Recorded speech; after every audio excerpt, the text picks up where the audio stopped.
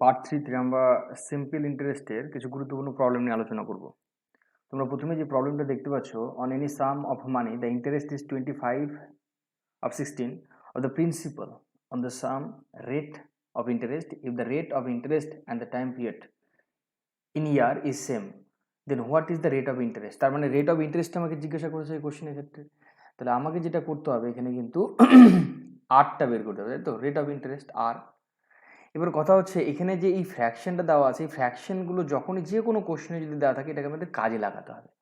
বলেছে the interest is 25/60 of the principal, তার মানে 16টা কি?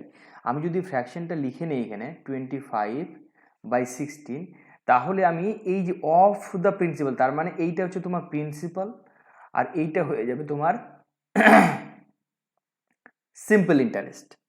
এবার কথা হচ্ছে তোমাকে জিজ্ঞাসা করা হয়েছে time period and the rate of interest same.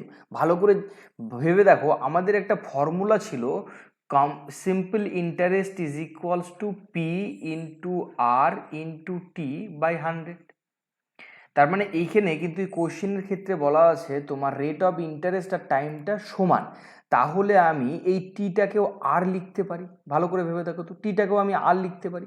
তাহলে আলটিমেটলি এখানে যেটা পাওয়া যাবে, ভালো করে ভেবে দেখো, পি ইন্টু আর স্কোয়ার আসবে না? কেন কি আমি টিটাকে কি দ্বারা রিপ্লেস করেছি বলো তো? আর দিয়ে, তাই তো? তাহলে P into R square by 100। তাহলে ভালো করে দেখো, আমি যদি এইভাবে এখানে ক্যালকুলেশন করতে চাই তাহলে আমার আরটা কি একটা আছে, স্কোয়ার ফর্মে আসছে।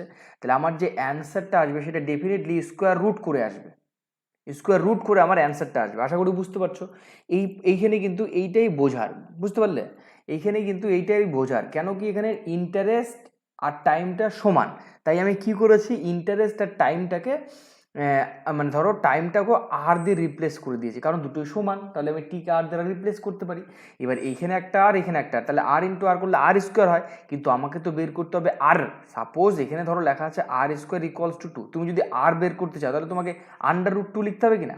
ওই কারণেই আমি বললাম আমাদের যে অ্যান্সারটা আসবে সেখানে কিন্তু এই √ ব্যবহার করতে হবে শর্ট ট্রিকে, ঠিক আছে? কেন? এইখানে rate of rate of interest আর টাইম পিরিয়ডটা কি ইকুয়াল। যদি রেট অফ ইন্টারেস্ট এবং টাইম পিরিয়ডটা ইকুয়াল থাকে তাহলে আমার যে অ্যান্সারটা আসবে সেটা অবশ্যই স্কোয়ার রুট করে পাওয়া যাবে। আশা করি বুঝতে পারছো প্রত্যেকে। এবারে কথা হচ্ছে এখানে আমার প্রিন্সিপালটা দেওয়া আছে, প্রিন্সিপালের উপরে ইন্টারেস্টটা দেওয়া আছে। তাহলে আমি প্রিন্সিপালের উপরে যে ইন্টারেস্টটা সেটাকে আমি প্রথমে পার্সেন্টেজে কনভার্ট করি। আমি যদি সেটাকে পার্সেন্টেজে কনভার্ট করতে চাই তাহলে আমাকে কী করতে হবে? ভালো করে ভেবে ভেবে দেখো তো। এইটা আমার 25, এইটা হচ্ছে আমার সিম্পল ইন্টারেস্ট কত টাকার উপরে? 16 টাকার উপরে। আমি এটা পার্সেন্টেজে কনভার্ট করতে চাইছি, তাহলে নিশ্চয়ই এটা 100 হবে, 100%। Yes or no? 100। এইবার এইটা যখন আমি পার্সেন্ট করে দিলাম তাহলে এটা কি হলো? বার্ষিক শতকরা হারে চলে গেল, বার্ষিক শতকরা হারে। এইটা কিন্তু আর সিম্পল ইন্টারেস্ট থাকলো না, এটা কিন্তু এখন আরে কনভার্ট হয়ে গেছে যখন আমি 100 দিয়ে মাল্টিপ্লাই করেছি। কিন্তু আমি বললাম এই ক্ষেত্রে আমার প্রবলেমটাতে কি করতে হবে? স্কোয়ার রুট নিতে হবে, কারণ আর এখানে যেহেতু আর টিটা ইকুয়াল, যেহেতু আর ইজ ইকুয়ালস টু টি, ওই কারণে কিন্তু এখানে স্কোয়ার রুট কথাটা আসবে। আশা করি বুঝতে পেরেছো প্রত্যেকে। এবারে দেখো এটাকে যদি আমি সিম্পলিফাই করি তাহলে কি হবে বলো তো? 25 মানে হচ্ছে 5 আর 100 হচ্ছে 10, তাহলে আলটিমেটলি আর 16 হচ্ছে কার? 4 ইকুয়ালস টু আর। এটাকে সিম্পলিফাই করো, পার্সেন্টেজে চলে আসবে, তাহলে এটাকে 2 দিয়ে কেটে দাও, 2 2 4, এটা 5। তাহলে আলটিমেটলি এখানে পেয়ে যাচ্ছে আমি 25/2 ইজ ইকুয়ালস টু আর। তাহলে এখান থেকে ইমপ্লাইজ করছে আর equals to 12 in hold 1/2%। This is our rate of interest. Option C is the correct answer. এবারে চলো পরের কোশ্চেনটাতে। বলেছে একটি নির্দিষ্ট পরিমাণ বার্ষিক সরল সুদে এত টাকা। আবে দেখো, on the any some of money the interest is 16/5 of the principal. ভালো করে খেয়াল করো, এখানে যে বলা আছে 16/25, এই 16টা কি বলতো? 16টা হচ্ছে তোমার simple interest according to question, তাই তো? আর প্রিন্সিপালটা কত হচ্ছে তোমার 25। এবার 25 টাকাতে তুমি 16 টাকা সুদ পেয়েছো। এটাকে কি করতে হবে আমাকে? আবার এখানেও কোশ্চেনে বলা আছে, দেখো রেট অফ ইন্টারেস্ট, ভালো করে খেয়াল করো, rate of interest are the time period কি দুটো ইকুয়াল। এখানেও আবার বলা আছে যে আর ইজ ইকুয়ালস টু টি। এই কোশ্চেনও কিন্তু আর ইকুয়ালস টু টি কথাটা বলা আছে। যদি আর ইকুয়ালস টু টি থাকে তাহলে আমি কি বলেছিলাম, স্কোয়ার রুট করে আসবে। প্রথমে আমি পার্সেন্টেজে কনভার্ট করি, 16/25, এটাকে আমি পার্সেন্টেজে কনভার্ট করতে হলে কী করতে হবে, 100 দিয়ে মাল্টিপ্লাই করতে হবে। আর এটাকে যদি আমি অ্যান্সারে নিয়ে আসতে চাই তাহলে আমাকে স্কোয়ার রুট করতে হবে, তাই তো? তাহলে এটাকে স্কোয়ার রুট করলে আমি দেখো তো 16 কত হবে 4, আর 100-এর জন্য কত হবে 10, 25-এ কী হবে 5, তাই তো? এটাকে সিম্পলিফাই যদি আমি করি, ভালো করে খেয়াল করো, এটাকে এইটা দিয়ে কেটে দেওয়া যাবে, 5 দুগুণ 10, তাহলে 8, 4 দুগুণ 8, 8% হয়ে যাবে আমার এই ক্ষেত্রে অ্যান্সার। আশা করি বুঝতে পারছো প্রত্যেকে।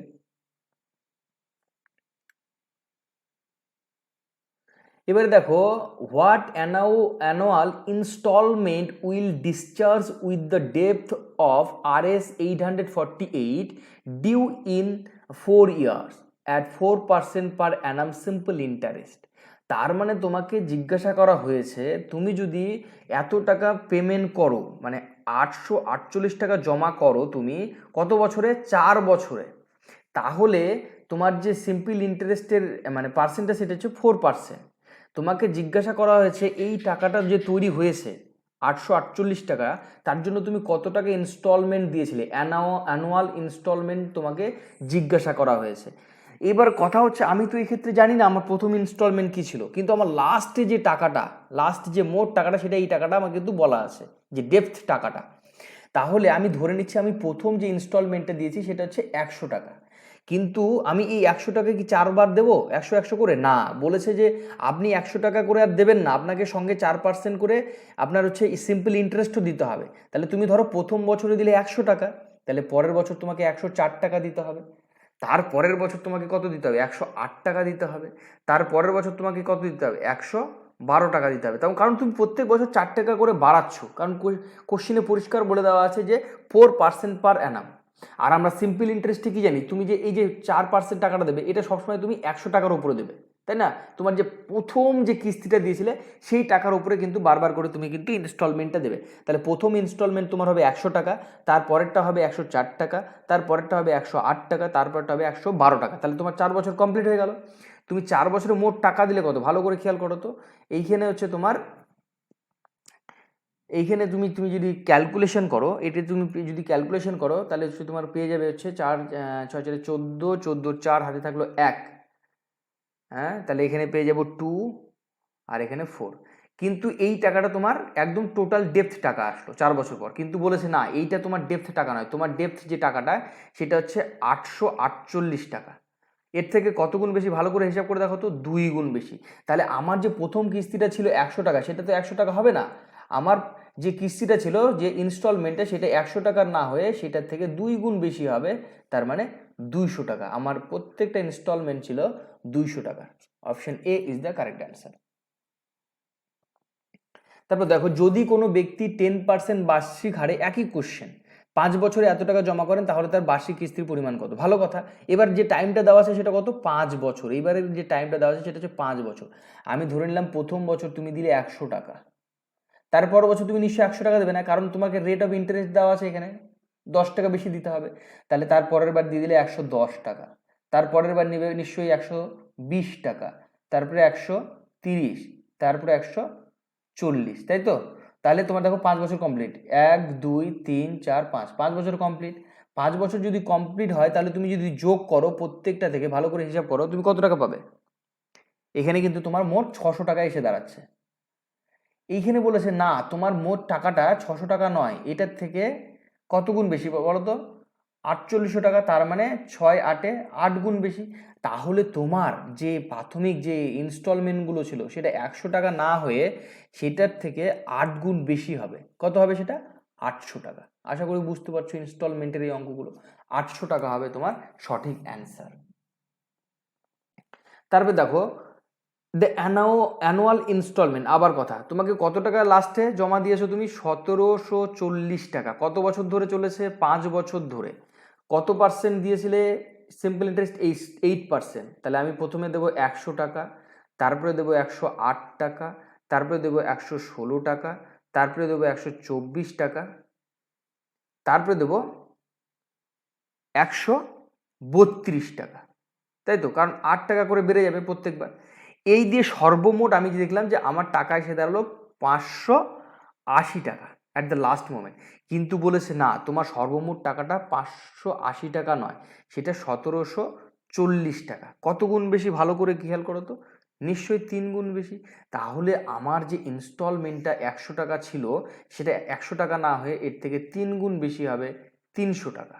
ইনস্টলমেন্টটা তাহলে কত হবে, 300 টাকা। এইবার বলেছে, এবার কোশ্চেনটা একটু ঘুরিয়ে দিয়েছে, লিখেছে how much loan due amount will be paid by annual payment of ₹700 for a period of 5 years at rate of 10%। তাহলে 10% সিম্পল ইন্টারেস্টে যদি তুমি 5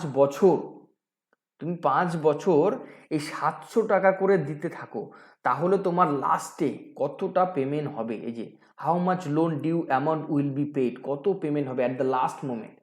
তাহলে আমি ধরে নিচ্ছি প্রথম যে ইনস্টলমেন্টটা ছিল সেটা 100 টাকা, সেটা কত বছর কন্টিনিউ করা হয়েছে, 5 বছর, এবং প্রত্যেক বছরে কি হয়েছে, 10% করে বেড়েছে। তাহলে এখানে 110 টাকা হবে, এখানে 120 হবে, এখানে 130 হবে, এখানে 140 হবে। 5 বছর কমপ্লিট।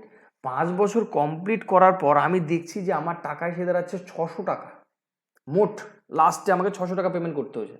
কিন্তু কোশ্চেনে বলা আছে তুমি প্রথমে 100 টাকা করে পেমেন্ট করোনি, তুমি পেমেন্ট করেছিলে 700 টাকা করে। দেখো, অ্যানুয়াল পেমেন্ট অফ ₹700। তাহলে এই 100 থেকে কত গুণ বেশি, 7 গুণ বেশি, তাই তো? তাই তোমাকে লাস্ট মোমেন্টে 600 টাকা পেমেন্ট না করে তোমার 600 থেকে 7 গুণ বেশি টাকা পেমেন্ট করতে হবে। তার মানে 4200 টাকা তোমাকে পেমেন্ট করতে হবে at the last of 5 years। তারপরে দেখো, simple interest received by a person in 10 years on a principal of this, এটা তোমার প্রিন্সিপাল। আর 130% তোমার ইন্টারেস্ট তুমি ক্যারি করেছো কত বছরের জন্য, 10 বছরে। তুমি 10 বছরে যে ইন্টারেস্টটা ক্যারি করেছো সেটা টোটাল হচ্ছে 130% এই প্রিন্সিপালের। অফ দ্য প্রিন্সিপাল, পরিষ্কার বলা আছে of the principal. What is the rate of interest? তাহলে তোমার রেট অফ ইন্টারেস্টটা কত? তুমি ভালো করে খেয়াল করো, এই যে 130% তুমি যে ইন্টারেস্টটা পেয়েছো, এটা কত বছরে পেয়েছো, 10 বছরে।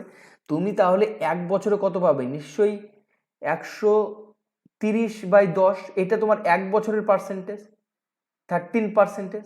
আর তোমাকে জিজ্ঞাসা করেছে, এটা দেখো রেট অফ ইন্টারেস্ট পার অ্যানাম, তাহলে কি হবে, 13 ইজ দ্য অ্যান্সার। তোমার 130% পেয়েছো তুমি 10 বছরে, কিন্তু আমাকে জিজ্ঞাসা করেছে পার অ্যানাম, 1 বছরে, তাহলে কত পাবে, নিশ্চয়ই 13%। 13% ইজ দ্য কারেক্ট অ্যান্সার। এবার দেখো বলেছে একজন ব্যক্তি, a person invested a total sums 79,000 in 3 different scheme of simple interest 3%, 5%, 8% per annum. মানে এই টাকাটা তোমার 3টে ডিফারেন্ট স্টেজে বিনিয়োগ করা হয়েছে, একটাতে 3%, একটা 5%, একটা 8%। বলেছে at the end of 1 year he got same interest, মানে তোমার প্রত্যেকটা প্রকল্প থেকে বা প্রত্যেকটা জায়গা থেকে তুমি একই রকম ইন্টারেস্ট পেলে। তাহলে তুমি 3%-এ কত টাকা ইনভেস্ট করেছিলে সেটা তোমাকে জিজ্ঞাসা করেছে। আমি তাহলে ধরলাম প্রথমটাতে আমার এ টাকা ইনভেস্ট করা হয়েছে, দ্বিতীয়টাতে তুমি বি টাকা ইনভেস্ট করেছো, তৃতীয়টাতে তুমি সি টাকা ইনভেস্ট করেছো। তুমি প্রথমটাতে যে পার্সেন্টটা পেয়েছো সেটা হচ্ছে 3%, তুমি দ্বিতীয়টাতে যে পার্সেন্টেজটা পেয়েছো সেটা হচ্ছে 5%, তুমি তৃতীয়টাতে যে পার্সেন্টেজ পেয়েছো সেটা হচ্ছে 8%, তাই তো? এখানে অ্যাকর্ডিং টু কোশ্চেন বলা আছে। এইবার কথা হচ্ছে, আমি যদি এখানে ক্যালকুলেশন করতে চাই, তাহলে দেখো পার্সেন্ট হেঁটে গেল, তাহলে আলটিমেটলি এখানে কি পড়ে থাকবে, 3a, 3 ইন্টু এ, 5 ইন্টু বি, 8 ইন্টু সি।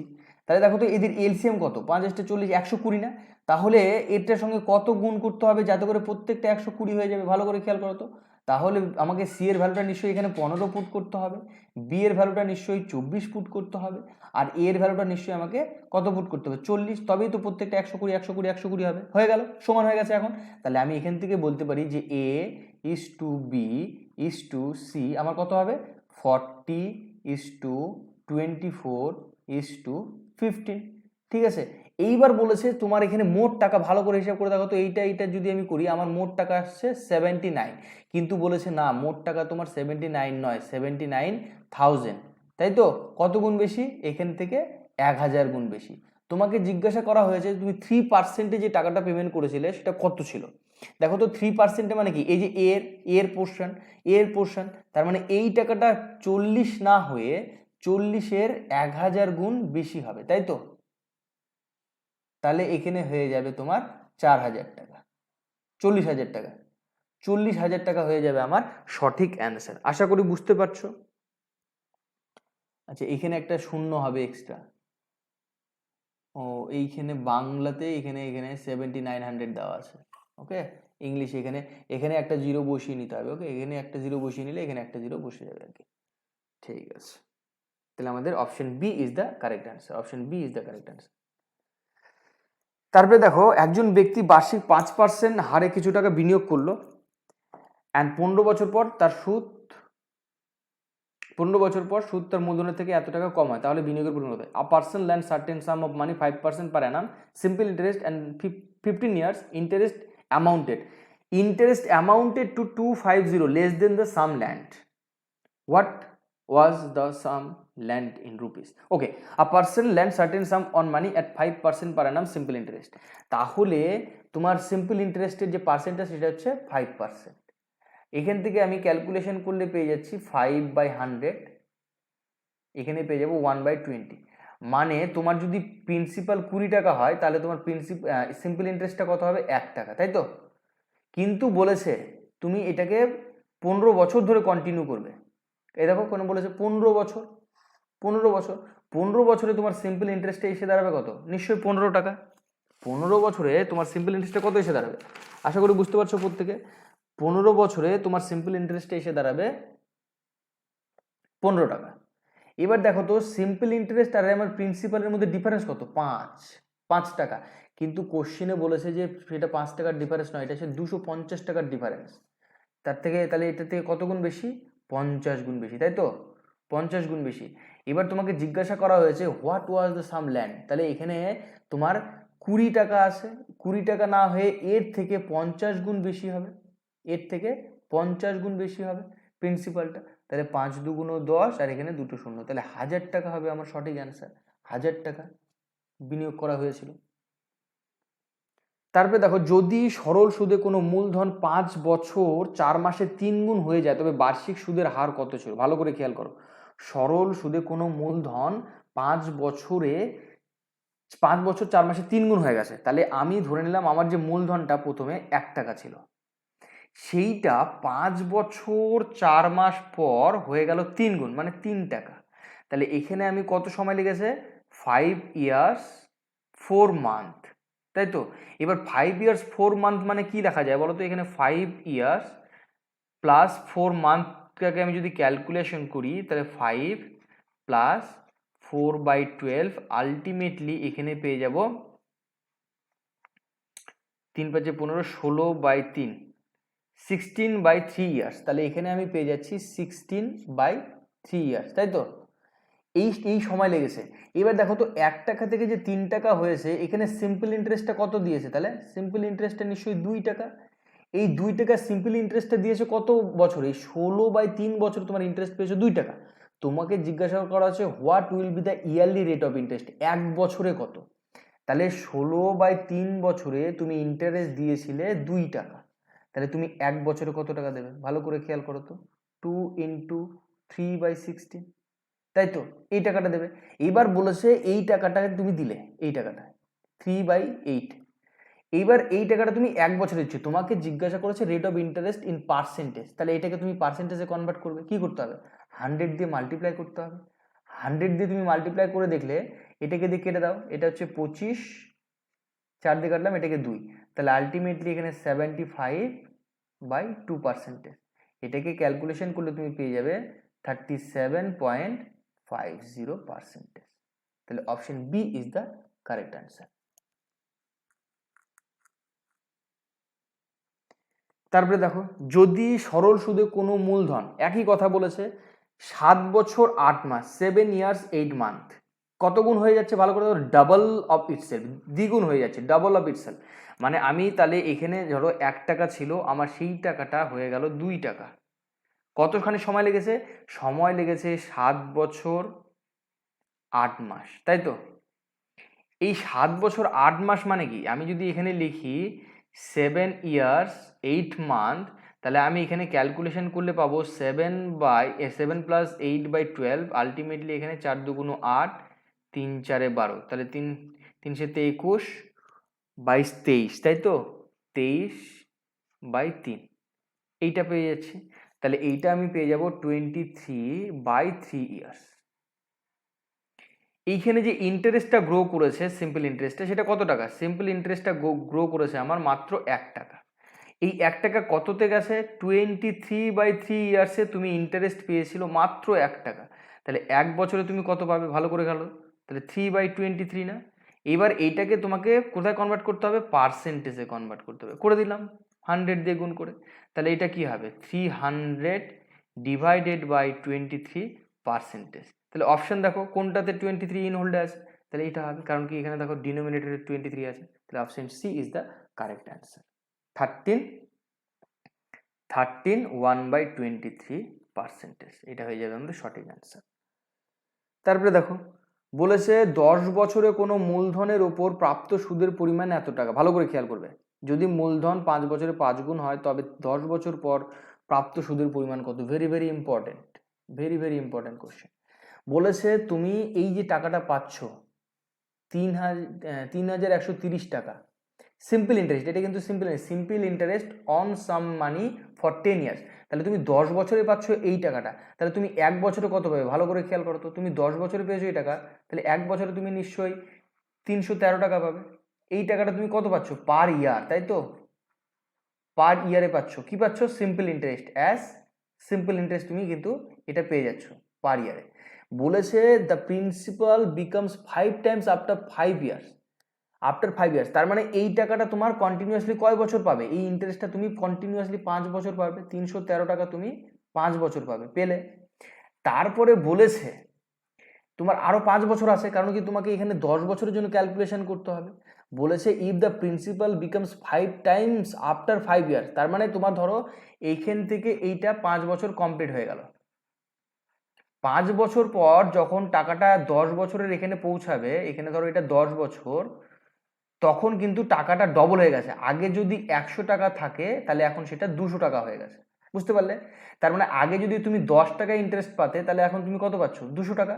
তার মানে তোমার প্রিন্সিপালটা যদি চেঞ্জ হয়, ডবল হয়, তোমার তাহলে সিম্পল ইন্টারেস্টটাও ডবল হয়ে যাচ্ছে। প্রিন্সিপাল যদি 5 গুণ হয়, সিম্পল ইন্টারেস্টও 5 গুণ হবে। তাহলে এইখানে আমি দেখলাম যে এই জায়গাতে এসে আমার যে প্রিন্সিপালটা সেটা 5 গুণ হয়ে যাচ্ছে। তাহলে এইখানে যদি 5 গুণ হয়ে যায় আমার প্রিন্সিপালটা এসে, তাহলে নিশ্চয়ই আমার সিম্পল ইন্টারেস্টও 5 গুণ হবে।